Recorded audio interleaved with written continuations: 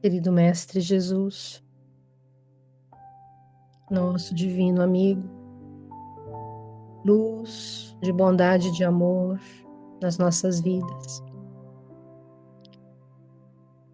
Damos início, Senhor, ao nosso encontro desta noite, para o estudo destes ensinamentos preciosos para as nossas vidas.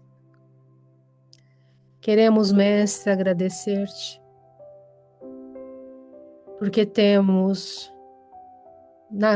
a gratidão nos nossos corações, gratidão de fazermos parte desta grande família espírita, de termos a oportunidade do estudo e do aprendizado espiritual. Ensinamentos estes que mudam a nossa perspectiva de vida, explicando-nos o verdadeiro sentido e o verdadeiro objetivo de estarmos neste mundo. Pedimos, Senhor, que nestes momentos possamos receber em nossos lares a visita amiga e querida dos nossos benfeitores, estes entes queridos, amigos, que se aproximam com carinho, que nos envolvem com luz e bondade. Ajuda-nos, Senhor, a sentirmos estas presenças, a sentirmos as inspirações, a sentirmos, Senhor, a energia que nos chega do mais alto, aliviando os nossos corações, tranquilizando os nossos pensamentos.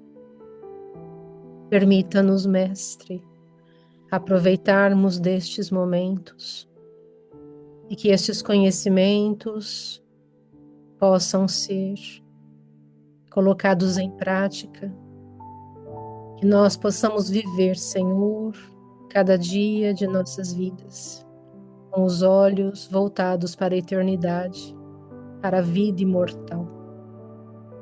Nós agradecemos, Mestre, a presença destes benfeitores queridos, a presença dos nossos irmãos que se aproximam nestes momentos para estudarem conosco. Que possamos todos nós recebermos as bênçãos de amor, de esperança e de bondade. Fica conosco, Mestre.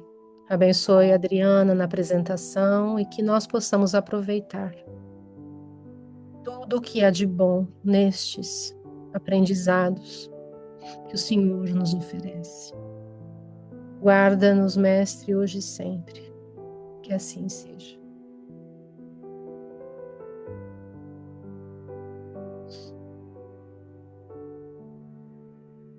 Deixa eu só abrir aqui, Adri, só um minuto.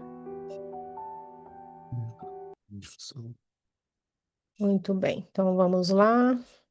Tá liberado.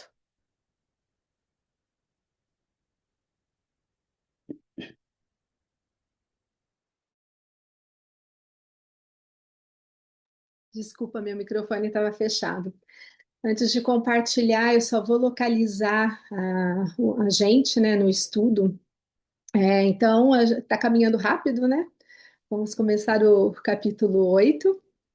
E então, no capítulo 7, o que tinha acontecido é que eles tiveram a permissão, assim, alguns momentos livres, né? Que um momento livre que eles puderam sair da casa do Gregório.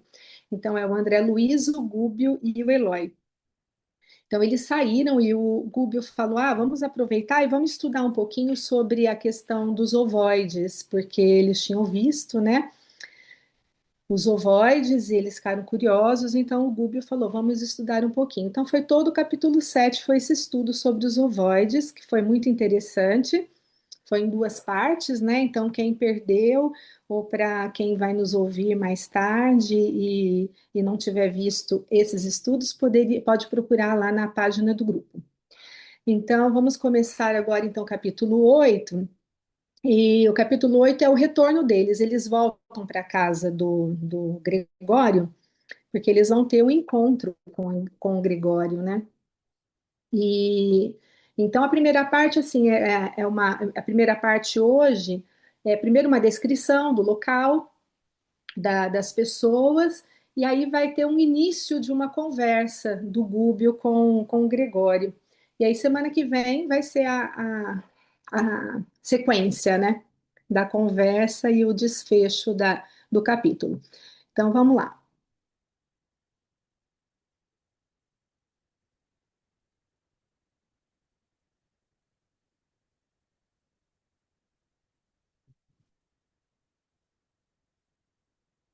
Tá bom? Já.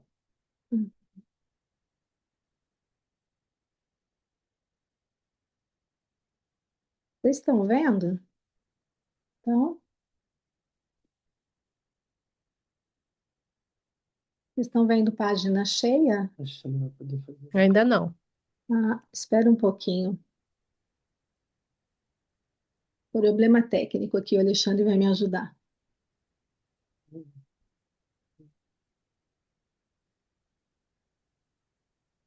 Se você colocar a página cheia, vai passar por cá. Ah, entendi. Eu quero resolver uma coisinha, gente. Desculpa, gente, só um pouquinho. Você apertou, sumiu. Uhum. Pronto, vai ter que ficar assim, me desculpem. Tá dando para ver direitinho? Se você Dá. clicar ali embaixo, não dá para aumentar ali na. Não, é porque não tá dando certo, mas assim, tá dando para Ah, vocês tudo verem? bem, tudo bem. Então tá bom. Então, maravilha. Vamos lá. Então, esse capítulo se chama Inesperada Intercessão. Hum, não estou conseguindo passar.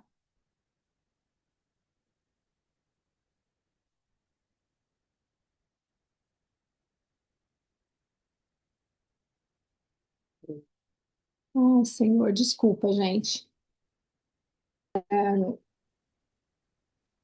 Então, vamos lá.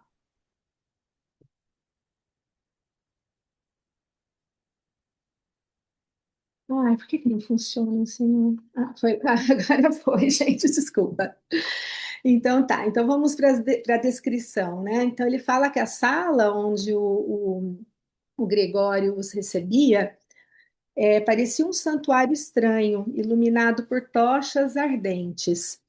E o Gregório ele estava sentado num pequeno trono, destacando-se num ambiente desagradável, cercado por mais de 100 entidades em atitude de adoração. Então, tinham muitas entidades ali em torno do Gregório, né?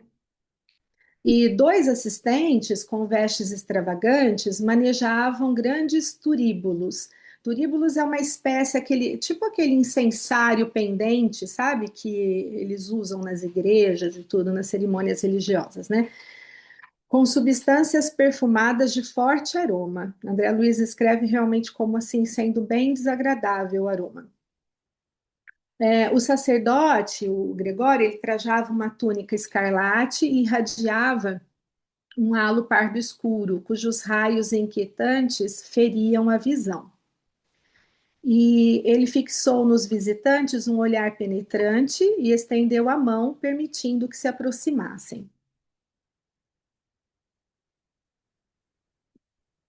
Então, aí o André Luiz, intrigado, ele acompanhou o Gúbio, né, refletindo se Gregório seria um tirano ou um ídolo, né? Então, acho que ele pensava, é um tirano ou um ídolo, né, poderoso?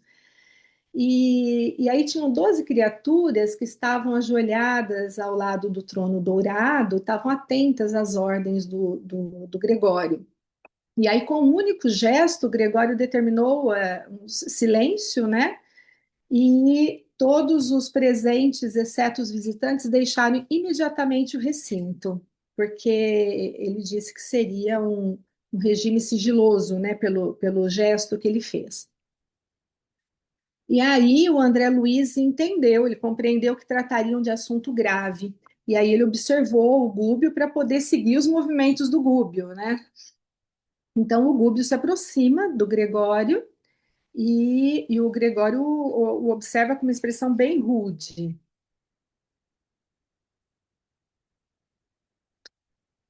Então, o Gregório cumprimentou o Gúbio com fingida complacência e disse que era juiz e mandatário desse governo local, exigindo que falassem a verdade, né? E aí ele lembrou que no primeiro encontro o Gúbio mencionou o nome de uma pessoa e ele falou: quem é? Eu gostaria que você repetisse o nome da pessoa. Aí o Gúbio disse: é a Matilde, uma benfeitora. E aí o semblante do Gregório fez sombrio, angustiado, como se ferido por uma punhalada invisível. Mas aí ele dissimulou e perguntou o que aquela criatura teria em comum com ele. Aí o Gúbio disse que ela desejava ajudá-lo com desvelado amor materno. Aí o Gregório, ele rebateu, ele falou, não, é impossível isso, né? Porque a minha mãe e eu nos separamos há séculos, né? Estamos divorciados, espiritualmente, né? Ele disse que ela serve ao cordeiro e que ele serve aos dragões. E o André Luiz ficou curioso, falou, mas dragões? Começou a imaginar, né? Que são esses dragões? São espíritos caídos no caminho evolucional, de inteligência voltada contra os princípios salutares e redentores do Cristo? Ou são gênios satânicos da lenda de todos os tempos? Então, o André Luiz começou a confabular ali, né, nos pensamentos dele. E o Gúbio olhou para o André Luiz com um olhar significativo, dizendo: agora não é hora, André Luiz, de curiosidade, né? Tipo, acalme os seus pensamentos aí. E aí o Gúbio disse, né, pro Gregório, que não podia discutir com ele os motivos pessoais dele, né? Mas afirmou que tem uma ordem absoluta na criação e que ele não ignora que cada espírito é um mundo diferente e que cada consciência tem o seu caminho, né? Tem a sua rota. E aí o Gregório, ele falou assim, mas você tá questionando, você está criticando os dragões, né? Os dragões se ocupam da justiça. E o Gúbio, sempre com muita humildade, ele disse, não, não, eu sou apenas um servidor na escola da vida, eu não tenho capacidade de julgar ninguém, né? Então o Gregório fica colérico, né, e argumenta, olha, sem os dragões seria impossível conservar o planeta Terra. Como poderia operar o amor que salva sem a justiça que corrige? Os grandes juízes são temidos e condenados. Entretanto, suportam os resíduos humanos, convivem com as nojentas chagas do planeta, lidam com os crimes do mundo, convertem-se em carcereiros dos perversos e dos vis. Então, olha só como que ele se coloca ali. Como é que a gente vai conservar a Terra sem isso que a gente faz? Como é que a gente vai, se a gente não corrigir isso, não aplicar a justiça, né? Porque a gente viu nos outros capítulos o quê? Que as pessoas que chegam ali, elas chegam porque elas estão com uma consciência pesada, elas sabem que elas cometeram, às vezes, crimes e coisas que não foram, que elas não foram punidas na Terra, mas elas têm uma consciência pesada em relação a coisas erradas que elas fizeram. Então, pela própria consciência, elas são atraídas para esse local. E elas chegam lá, tem o capítulo que mostra todo o julgamento que é feito, né, que eles são separados por, vibrações, né? E tudo. E então ele fala: como é que a gente vai fazer se a gente não aplicar essa justiça? Como é que a gente vai corrigir esses seres, né? Então ele fala: olha, nós somos os juízes temidos, né? E somos condenados às vezes por isso tudo que fazemos. Mas a gente suporta todo o grande problema do planeta. É a gente que vai lidar com esses crimes, é a gente que vai acabar recebendo a fama de perverso, né? Porque a gente vai punir essas pessoas. E aí ele continua falando, né? Os filhos do Cordeiro poderão ajudar e resgatar muitos. Então, quer dizer, com o amor, né? A gente sabe que eles resgatam e ajudam muitos, muitos espíritos. Mas milhões de criaturas, assim como eu, não pedem auxílio nem liberação. Ou seja, a gente não está querendo ser auxiliado e a gente não quer ser, né, ser liberado, receber essa liberação. Vocês não dizem que nós não passamos de transviados morais? Então seremos então criminosos, vigiando-nos uns aos outros. Então aqui meio que ele admite, né? Ele se coloca aqui como um ser criminoso e que eles estão se vigiando uns aos outros. A terra pertence-nos, porque dentro dela a animalidade domina, oferecendo-nos clima ideal. Então, como tem muita animalidade na terra, é o clima ideal para que eles possam agir e aplicar toda essa punição e tudo, esse julgamento e punição, né? Aí ele fala: olha, não tenho qualquer noção de céu.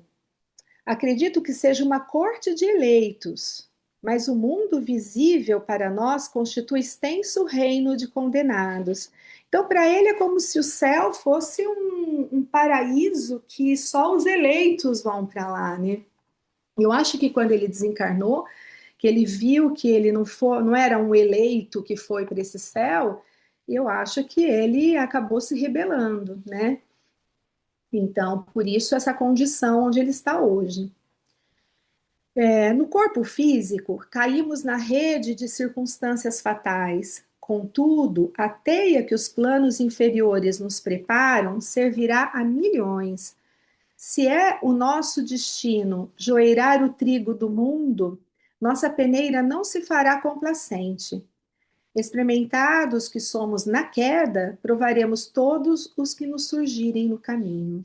Ou seja, puniremos a todos, nós não vamos deixar passar nada.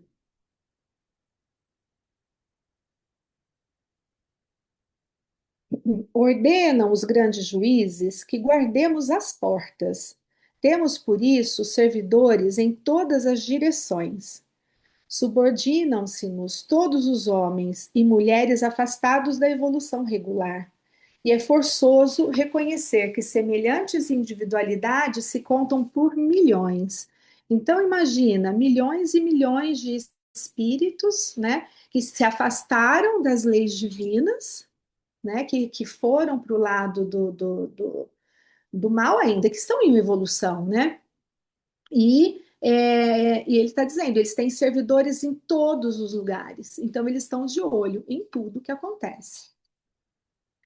Além disso, os tribunais terrestres são insuficientes para a identificação de todos os delitos que se processam entre as criaturas. Nós sim é que somos os olhos da sombra, para os quais os menores dramas ocultos não passam despercebidos.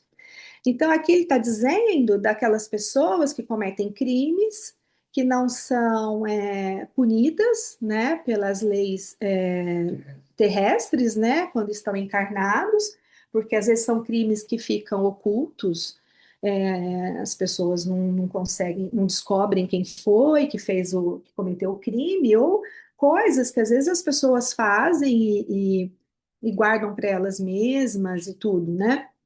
Então, mas que eles sabem, eles conseguem ver tudo isso e eles não deixam nada passar despercebido.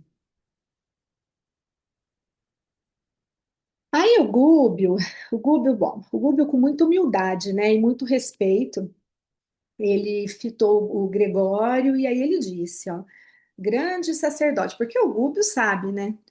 O Gregório foi um sacerdote, era muito inteligente, ele tem muito poder nesse lugar, nessa cidade estranha onde eles estão, então ele tem que tratá-lo com muito respeito. E então ele diz: grande sacerdote, eu sei que o Senhor Supremo nos aproveita em sua obra divina, segundo as nossas tendências e possibilidades de satisfazer-lhe os desígnios. Os fagócetos no corpo humano são utilizados na eliminação da impureza. do mesmo modo que a faísca elétrica irrompe, isofreável, a fim de sanar os desequilíbrios atmosféricos. Então, ele está dizendo aqui, tudo é aproveitado, né? Na obra divina. Às vezes, nos nossos estudos, a gente sempre fala, às vezes, um mal que uma pessoa vai fazer, né? Tudo bem, ela teve o livre-arbítrio de escolher fazer aquele mal, mas aquele mal que ela vai fazer acaba sendo útil na obra divina, né? E então ele até dá o exemplo aqui dos fagócitos, né? Da faísca elétrica, tudo.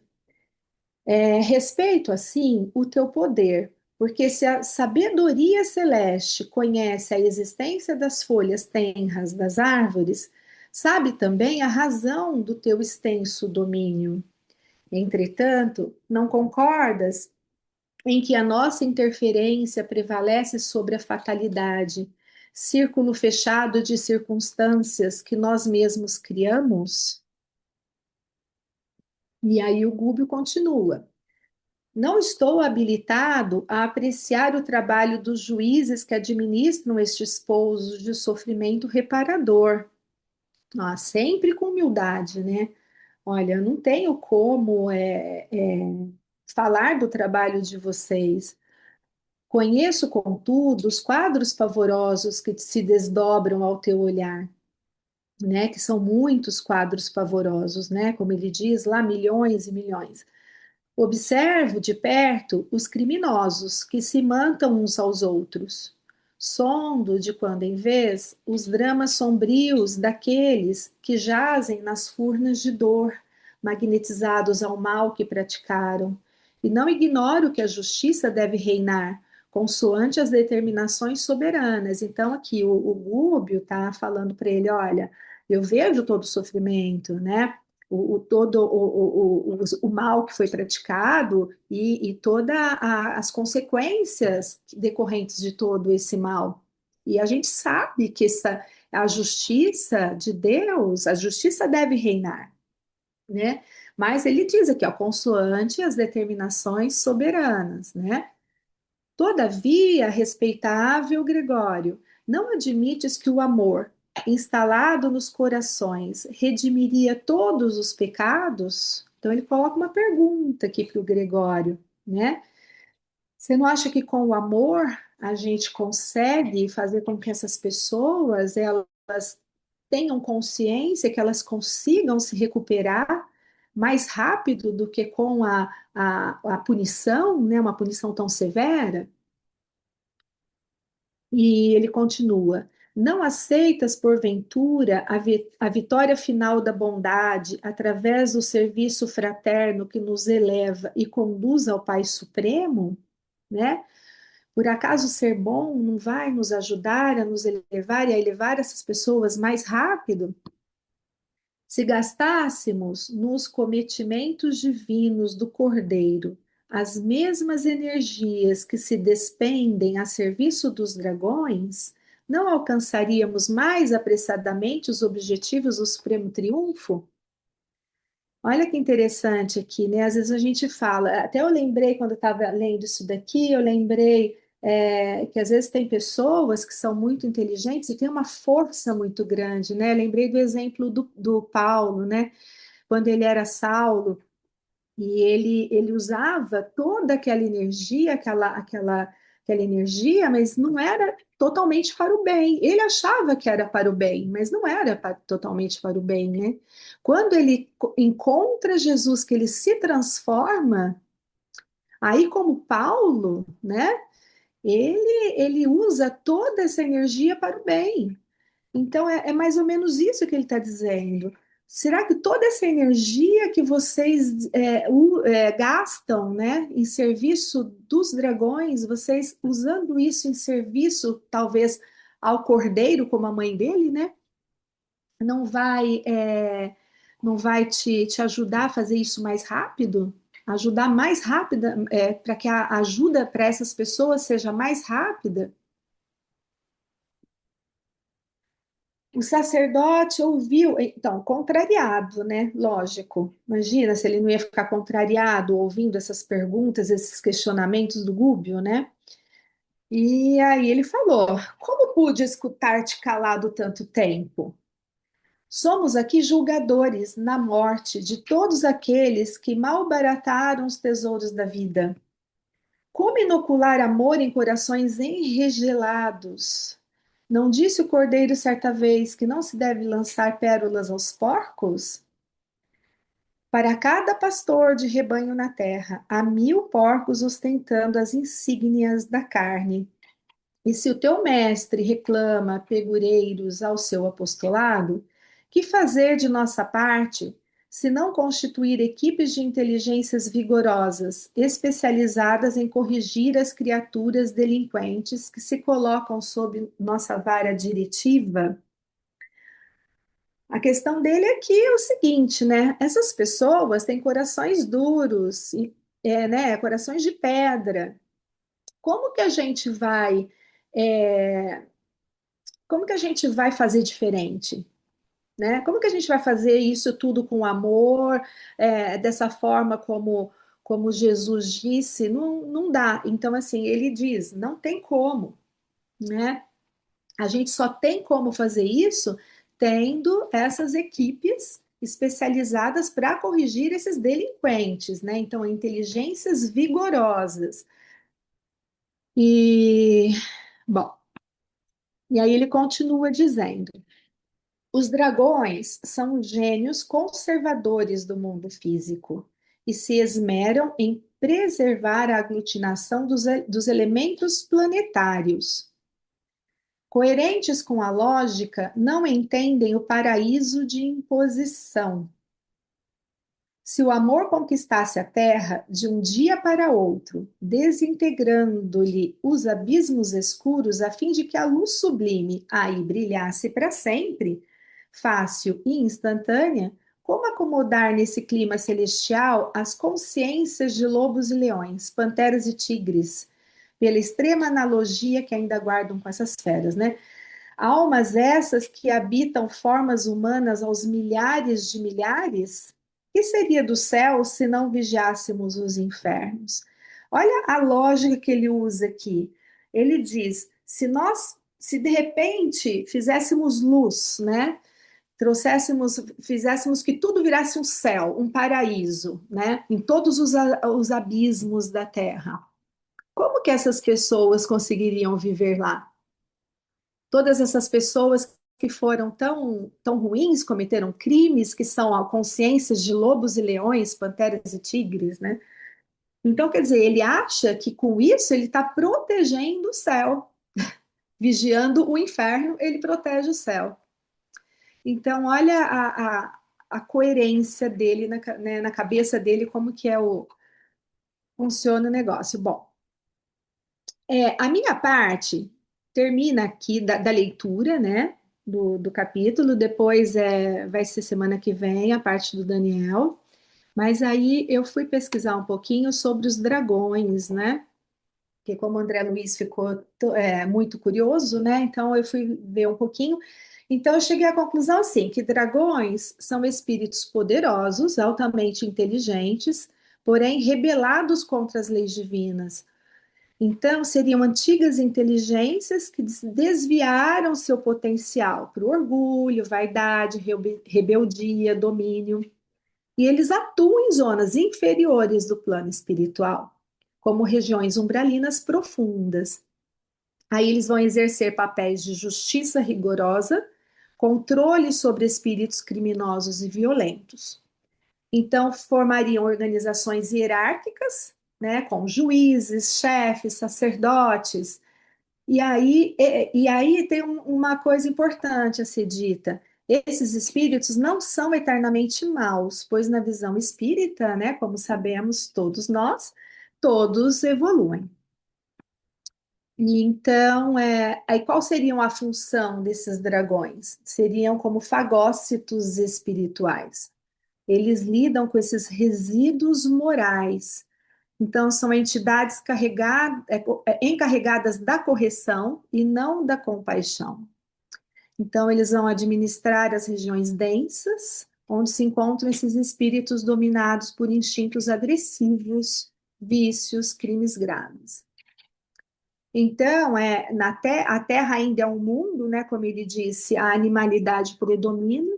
Então, eles veem os seres humanos como lobos ou tigres em evolução, né? Esses dragões. E aqui tem uma nota que estava lá no livro, é a nota do autor, né? Ele disse: espíritos caídos no mal, que os dragões são espíritos caídos no mal, desde eras primevas da criação planetária, e que operam em zonas inferiores da vida, personificando líderes de rebelião, ódio, vaidade e egoísmo. Não são, todavia, demônios eternos, porque individualmente se transformam para o bem no curso dos séculos, qual acontece aos próprios homens. Então é isso, cada um no seu tempo, né? Cada um no seu tempo, e aí, infelizmente, muitos perdem séculos e séculos, né? Trabalhando para os dragões, né? Como ele mesmo diz, né? Mas é isso, obrigada, gente. Bom, obrigado, Adriana. Obrigada, Adriana. Muito bom, pessoal. Então, passamos à segunda parte, né, do nosso estudo. E é o início, né, do capítulo, então é bastante significativo, né, esse encontro dos três mensageiros com o Gúbio, o André Luiz e o Eloy visitando Gregório, né, e que reproduz, de certa forma, a grandeza que um dia ele provavelmente teve na Terra, né, e o poder que ele teve. E achei muito significativo que ele tinha 12 criaturas, né, cercando ele. Né? O número 12 não é sem, sem propósito, né? Tinha 100 no geral, mas 12 estavam ali aos pés dele, né? E Os dois apóstolos, né? então nós vemos que tudo é muito simbólico, né? Mas nós vemos um espírito de grande inteligência, como nós já vimos no capítulo, a lógica deles, né? É a lógica de quem usa a inteligência para justificar os desmandos que está cometendo, as como nós vemos hoje, por exemplo, né, em alguns governos da Terra, né, que vão dizer, não, mas é melhor nós conversarmos com os criminosos, né, e porque melhor forma, nós temos que acertar né, um acordo com eles e coisas do tipo. Então, esses espíritos justificam, né, suas ações, eles criaram impérios no planeta. É claro que o planeta ainda está sob controle, né, desses espíritos, mas nós também já vimos nos capítulos anteriores que, se a providência divina, né, permite, como Gúbio disse a ele, né, o Pai nos utiliza da melhor maneira possível dentro das nossas possibilidades para os seus objetivos. Então, Gúbio manteve uma atitude, né, de bastante modéstia, mas de muita firmeza, de muita coragem, né, falando o que tinha que falar. E ele deixa claro, né, o tempo todo que ele serve o Cordeiro e o Gregório não tem ingenuidade, né, ele sabe que ele está diante de o próprio fato que ele cite a mãe dele, né, já na primeira conversa já indicava que eles eram de uma natureza diferente da daquele lugar. Mas é muito interessante porque a providência divina autoriza, né? Ela deixa que essas coisas aconteçam, porque, de todo modo, aqueles milhões de espíritos que estão submetidos à autoridade destes servos, né, das trevas, acabam tendo, né, como Deus acaba se servindo desses espíritos para a correção, né, daqueles que precisam. Deus teria outros meios, mas como nós já discutimos, né, assim como Deus utiliza as criaturas para ajudar as criaturas no bem, né, Ele também as utiliza para a correção, né, porque nós oferecemos todas as circunstâncias necessárias para isso. Claro que Deus poderia encontrar outros meios muito mais criativos e interessantes, mas Ele acaba usando aquilo que nós próprios oferecemos a Ele. Me aproveita a nossa liberdade. Ele aproveita a nossa liberdade, né, para os propósitos da nossa própria evolução e aprendizado. Então, é um sistema, né, muito interessante, mas também muito impressionante, né, nós vermos essas cidades imensas no plano espiritual, com governo, né, com sistema judiciário, com exércitos, são realmente impérios, né? Mas que acabam servindo aos propósitos divinos, né? Porque muitas não, a maioria das consciências, praticamente todas, que acabam caindo nas garras desses espíritos, são consciências que, como o próprio Gregório disse, muitas escaparam inclusive da lei humana, né? Quantos crimes são cometidos, quantos, né, roubos, assassinatos, tramas. E para estes espíritos, né, essas pessoas não escapam desses espíritos, né? Então, é isso. Eu paro por aqui, abro a palavra para que a gente possa ter, né, a contribuição de outras reflexões, se houver. Yuri? Boa noite. Eu pensei assim muito com esse respeito que o Gubbio fala com ele, porque assim a gente sabe que com espíritos desse calibre não pode faltar o respeito, não? No sentido que a espiritualidade, os benfeitores sabem como tratar a esse tipo de espíritos. Mas eu pensei assim como eu escrevi assim a posição do Gregório, não nesse no sentido do, por exemplo, um espírito como ele que estava acostumado, não, um padre da igreja, orgulhoso, chegar ao mundo espiritual no estado da rebeldia e ter todo esse, vamos dizer, privilégio entre aspas, dessa pompa, desse poder de ter aí sendo adorado por outros, porque ele está sendo adorado por outros, não? E aí ele faz só um simples gesto, não? Vai embora, não? A gente vê como essa personalidade dele. Então, quando alguém é orgulhoso e ter tudo isso ao seu redor, é difícil, não? No sentido de sair dessa energia, deixar o orgulho de lado e fazer outra coisa é difícil.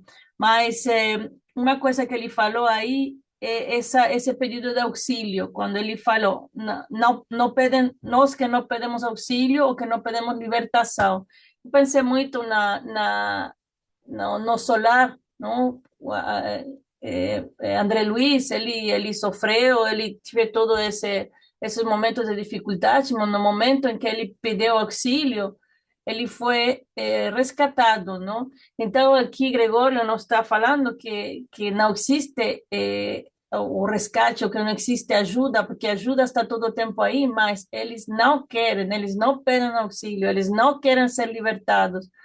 Então, é assim, como a, a espiritualidade sempre está para atender a mano, mas eles respeitam, não, nosso livre-arbítrio, respeitam nosso direito de escola e o mesmo o direito de sofrer no erro, não? Então, já assim, para chegar a esse pedir auxílio, como André Luiz fez, não? É deixar o orgulho de lado, ser humilde, é reconhecer o erro, reconhecer que está mal e essa abertura, não? Pela outra coisa, não? Mas, por momento, é isso. Vou deixar os outros falar.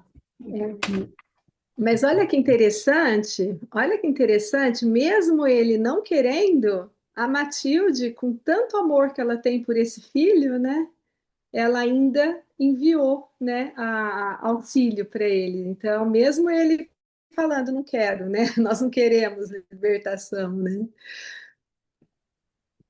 E são espíritos que não estão nessa condição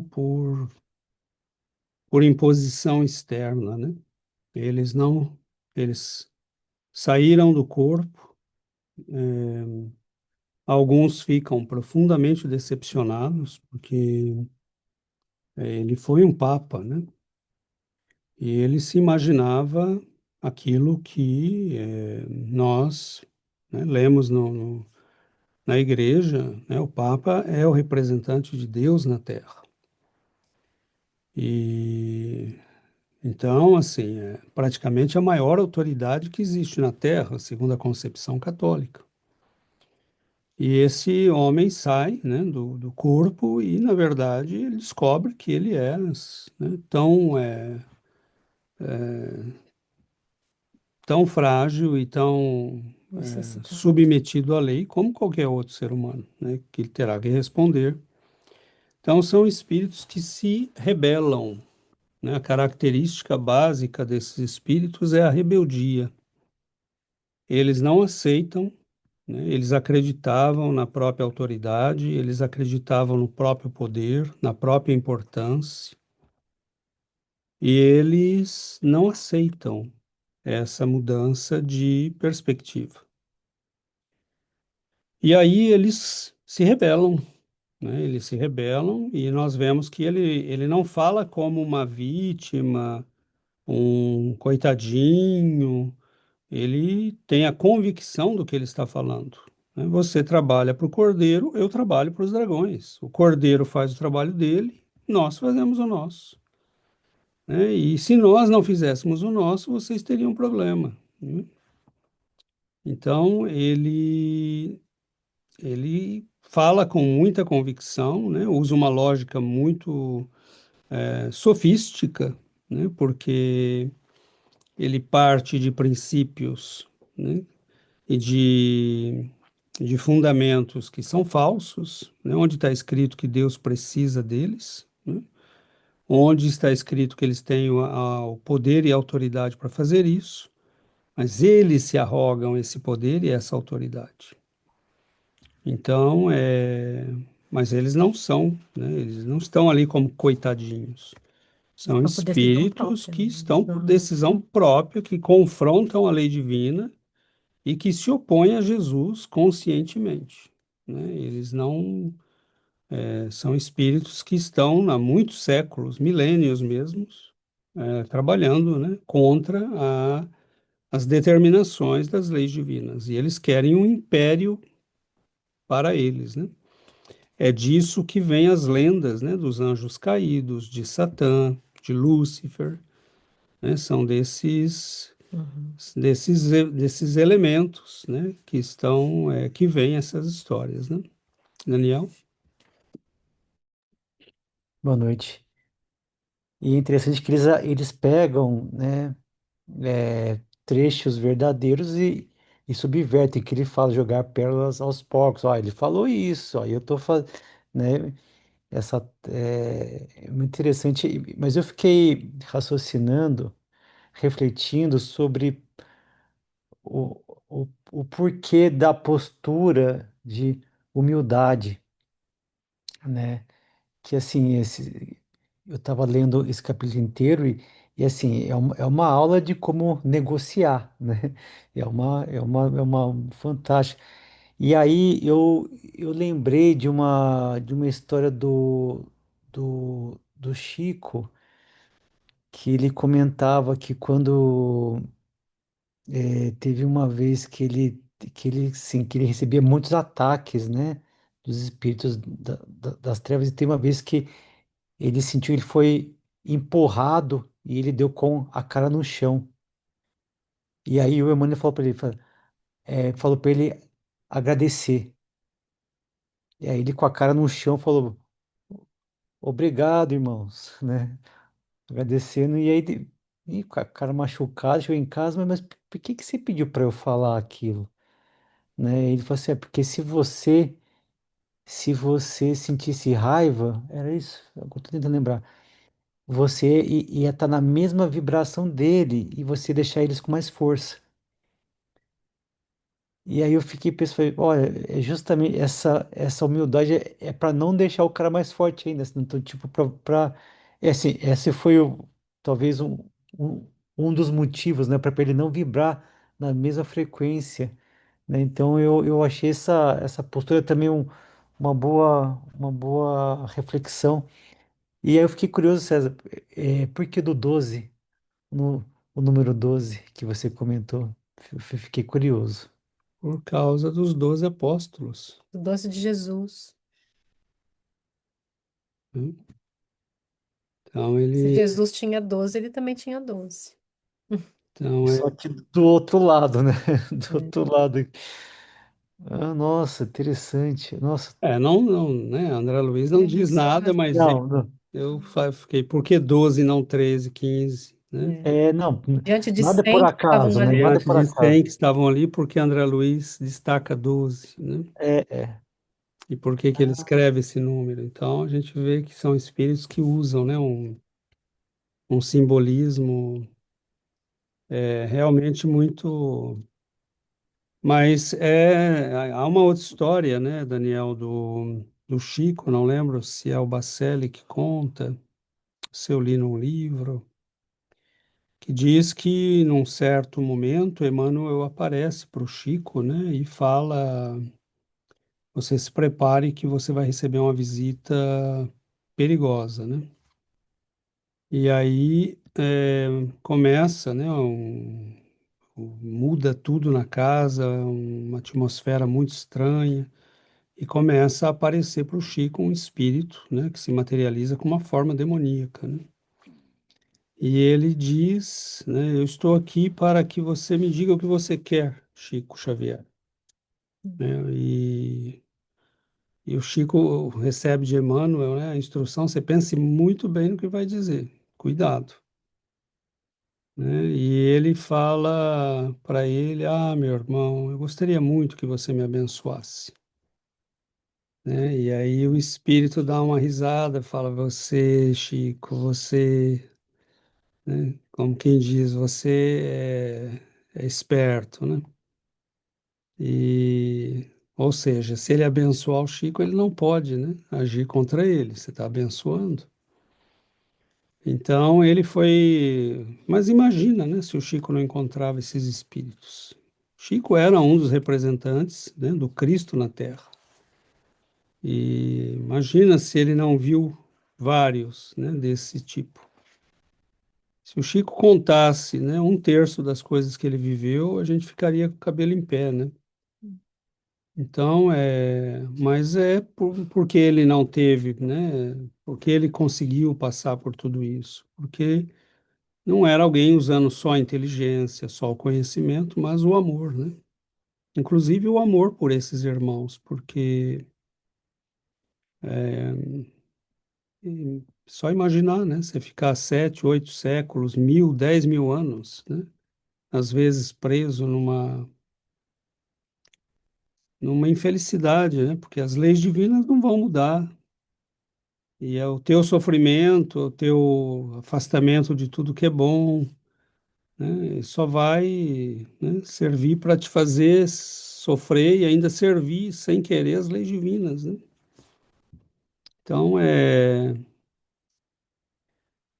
complexo tudo isso, né? Mas é um universo que se descortina diante de nós que nós não fazíamos nem ideia até que o Chico escrevesse, né? Giovana? Com essa história a gente tem uma, uma perspectiva, né, do quão longe pode ir um espírito é, sendo dominado pelo orgulho, dominado porque ele é alguém extremamente orgulhoso, né, e pela vaidade, porque ele não, eu acredito que em chegando no mundo espiritual, depois de ter sido um chefe espiritual na Terra, né, como o Papa, sendo ele reconhecido como o representante de Deus na Terra. É, ele ele deve ter feito todo o trabalho dele aqui no mundo, né, cercado de pompas, né, cercado de muita atenção, de muito, e ele, é,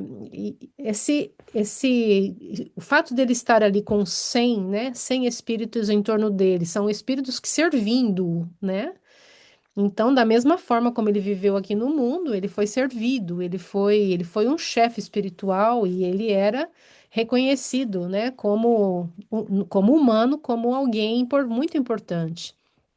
E ele desenvolveu e manteve o orgulho dele, né, ao invés de ter aproveitado a oportunidade, né, da vida como papa, como um sacerdote cristão, né? E ele não desenvolveu, né, as virtudes cristãs. E essas virtudes, elas são desenvolvidas com o trabalho pessoal, né? Não é um cargo, não é o poder que faz com que a pessoa desenvolva, é um trabalho íntimo. E então a gente vê o orgulho desse espírito, né? E quanto tempo, há quanto tempo ele está, né, nessa condição. A gente tem, não sei se no livro vai dizer, né, o tempo, ou se são notícias que o Chico falava, mas é perto, assim, de 600 anos que ele ficou nessa condição não sei se eu estou enganada, a gente pode até buscar essa informação, mas são séculos preso, né, no orgulho e na vaidade, e a pessoa não reconhece, né, quer e não reconhece, e vai dar um tremendo trabalho a esses benfeitores, né, porque o Gúbio, ele fala, né, vou entrar um pouquinho, vai falar na semana que vem, mas ele vai dizer que você poderia me matar aqui agora, né, tipo assim, você poderia causar um mal tremendo em mim aqui agora. Então, o Gúbio sabe, estamos aqui correndo perigo, né? Mas ele está ali em nome do amor, em nome né, do trabalho cristão, do trabalho do amor, do bem, para tentar, né, converter essa alma ao bem, né? Converter essa alma ao amor. Agora, o que leva, né, uma pessoa, assim, a gente não precisa ser nem tão grandioso, um papa, a gente está falando aqui de um sacerdote, mas nós, pequeninas criaturas, o orgulho pode causar tanto mal quanto causou para esse homem. E a gente vê nas reuniões mediúnicas espíritos que estão endurecidos no mal. Estão endurecidos, eles não têm porta de entrada. Eles falam, eu sei, mas eu estou aqui, o Cristo é um perdedor, o Cristo é um fracassado e estão endurecidos no mal. Então, são espíritos, né, que estão realmente. Eu acho que a gente às vezes comenta, né, quando a pessoa ela entra numa situação, num estado espiritual e eu acho que a pessoa deve se sentir, não, já entrei, agora para sair vai me dar muito trabalho, agora eu vou com tudo e continuo, não vou voltar, né? Então é o trabalho mental que deve ser feito para que a pessoa, né, para que um espírito.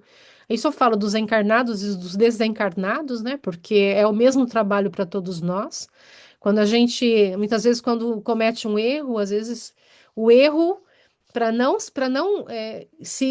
se, é, se dar conta do erro cometido, né, e para não voltar atrás por uma questão de vaidade, uma questão de orgulho, a pessoa acaba indo ainda mais fundo no problema, no erro, porque não tem a humildade, né, de reconhecer o erro, de reconhecer que pegou o caminho errado e continua afundando.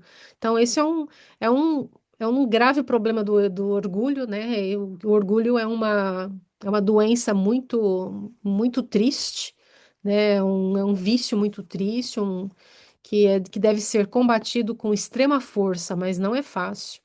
Os espíritos que são orgulhosos, vaidosos e egoístas são esses três. São três males, né, que causam muito mal na criatura. Então é muito difícil, né? Então exige um trabalho muito grande. A gente vai estudar, né, o trabalho do Gúbio, o que o André Luiz e o Eloy vão fazer ali, né? Eu já li esse livro há algum tempo, mas é um trabalho de muita coragem e de muita humildade, né? E ele reconhece estar ali, e eu imagino, né? Ele deve estar o medo de estar sentindo um medo ali de estar falando com aquele homem, né? Mas é o trabalho do bem, né? É o trabalho do amor e tem que ser feito, né? Precisa ser feito pelos espíritos bondosos e de luz.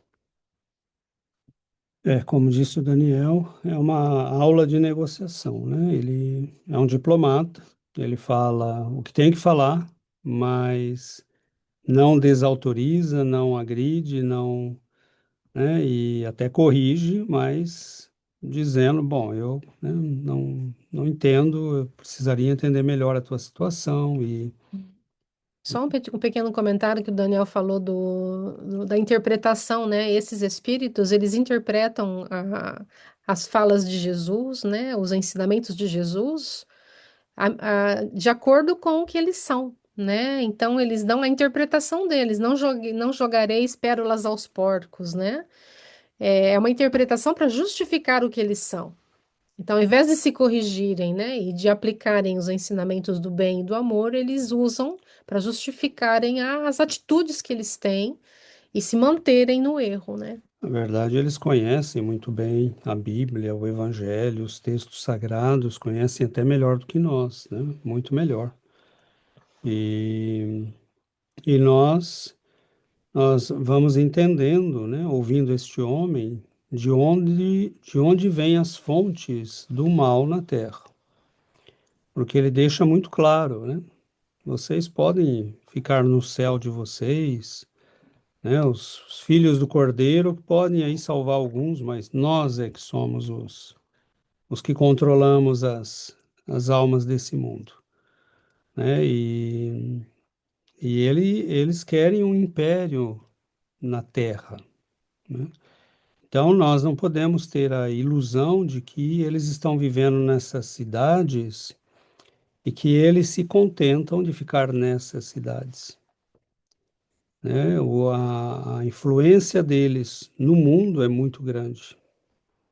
Então, impérios, ditaduras, hoje eles estendem, né, os tentáculos por muitas áreas da vida humana. E nós estamos, né, é um trabalho, é um imenso trabalho. Jesus escolheu nos educar, né, pelo amor, pela justiça, pela bondade, pelo tempo, né, respeitando nossa liberdade. E é lógico que o trabalho do Cristo vai comparado a estes impérios, né? Jesus realmente nos disse: meu reino não é deste mundo, pelo menos por hora, porque está na mão desses espíritos, né? O planeta, entre aspas, né? Há governos, políticos, né? Pessoas de mídia. Nós vemos que eles não ficam quietinhos esperando, né, passam um dia nessas cidades, eles estão em contato com o mundo, influenciando as coisas, né, e querendo o controle das coisas, porque é esse mundo que eles visam, eles não querem outro, né, eles não querem as esferas superiores, eles querem o controle deste mundo, né? Oi, Luciana. Só para complementar o que a gente estava falando, a Matilde fala que tá muitos que o Gregório está há muitos séculos, né, nessa situação e que há 50 anos ela consegue se aproximar dele mentalmente.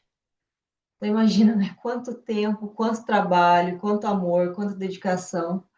E eu achei interessante a parte dos dragões, né, que ele fala dos dragões e voltando, é mais um exemplo, né, que quando ele fala, quando ele pergunta por que Deus permite as guerras, né? Aí ele dá o exemplo das guerras, falando que mesmo na situação que para a gente é uma coisa assim, muitas vezes incompreensível, mas a partir dessas situações também ocorrem a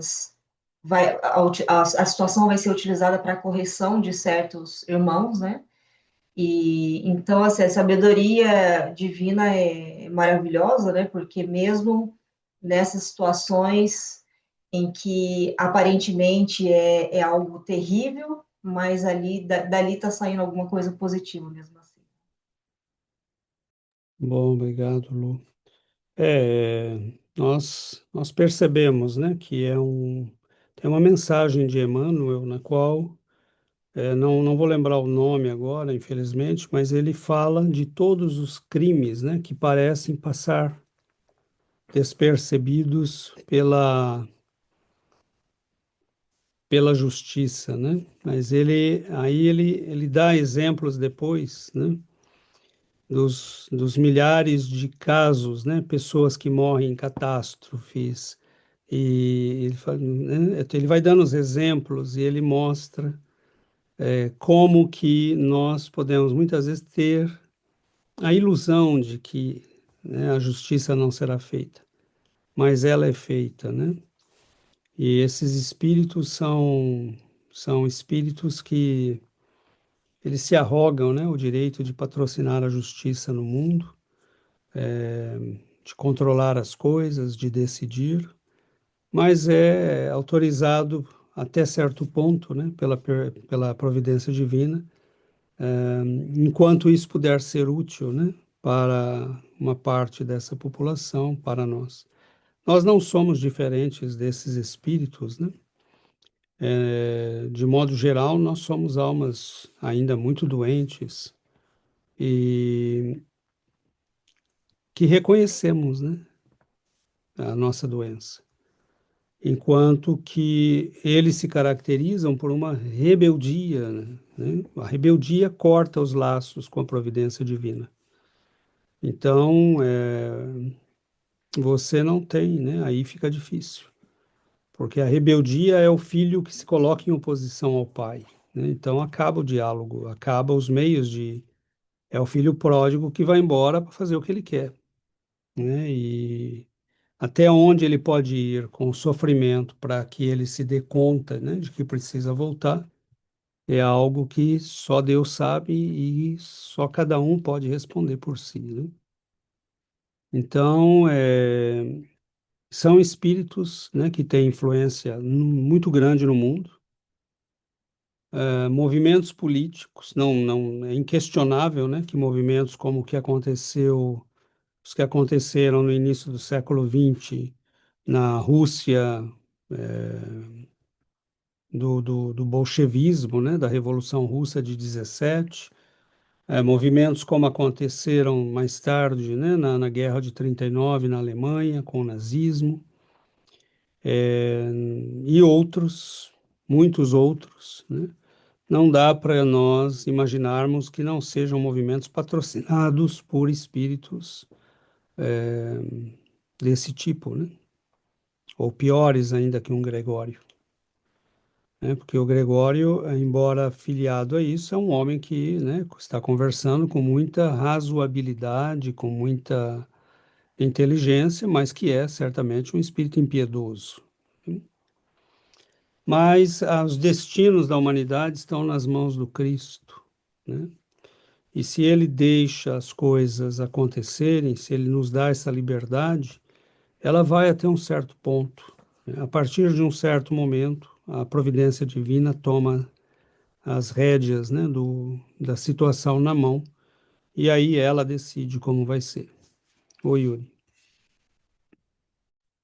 Eu pensei assim, essa questão dos dragões, né? Porque se existem, não, a gente sabe que não existem, que nunca existiram na Terra, mas no sentido que esse tipo de ideologia sai de algum lugar, né? Então, a gente pensa como assim, Gregório é uma pessoa, é um espírito muito, muito inteligente, então a gente pode pensar que os dragões são ainda muito mais inteligentes, né? Tem uma hierarquia normal também, hierarquia.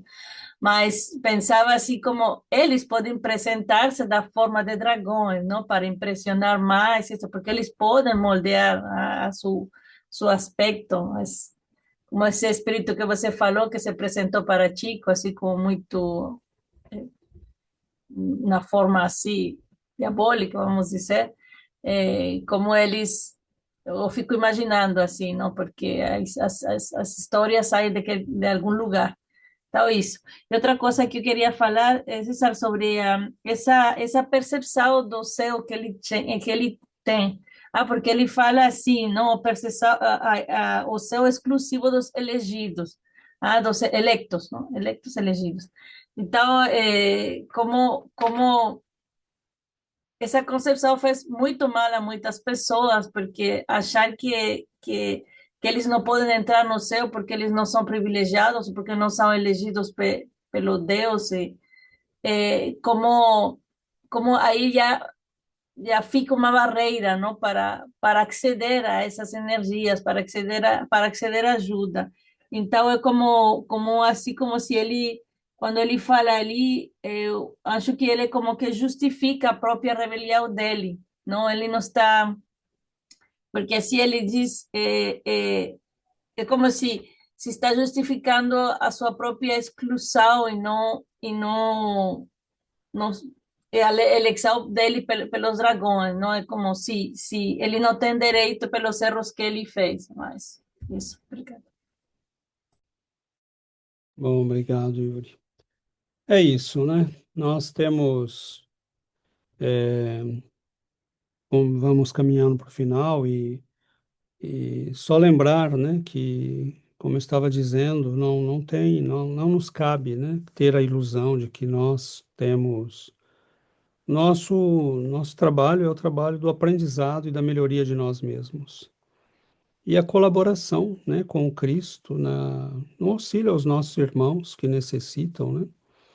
Inclusive, realmente, esses espíritos têm que ter todo o nosso respeito, não por uma questão de medo ou né, mas o fato de que são, né, seres que são filhos de Deus também e que eles têm que ser respeitados nas escolhas que fizeram, né? Um Gregório não é um coitadinho que não sabe o que está fazendo.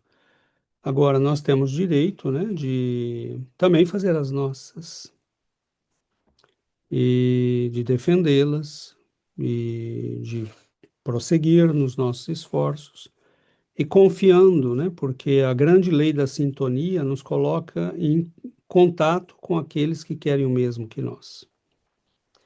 Então, é claro que esses espíritos eles se aproveitam, né, da desordem, do caos, da animalidade, e por isso se semeia isso no mundo através das mídias, né, do cinema, né, das redes sociais. Então, é claro que essa situação favorece o controle desses espíritos. Nós vemos como é fácil, né, instaurar a desordem, porque ela é muito semelhante à nossa natureza. E como é difícil nos convocar à ordem, né, ao equilíbrio e à melhoria, porque nós ainda preferimos, né? Mas nós já estamos na condição do doente que reconhece a própria doença, que já escolheu o médico, né, que quer e que já está aceitando, né, que nós não temos senão o caminho, né, do trabalho, do crescimento, da melhoria de nós mesmos. E prossigamos, né? Porque este é um universo que André Luiz nos descortina para que nós não tenhamos ingenuidade, né?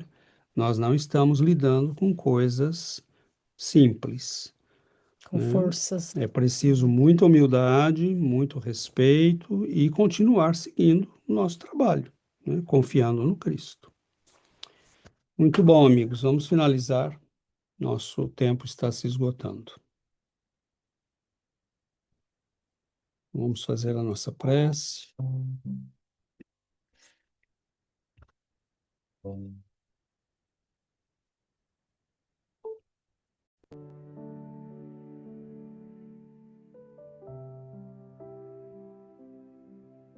Querido Mestre Jesus, Divino Pastor, Sol, Sol de bênçãos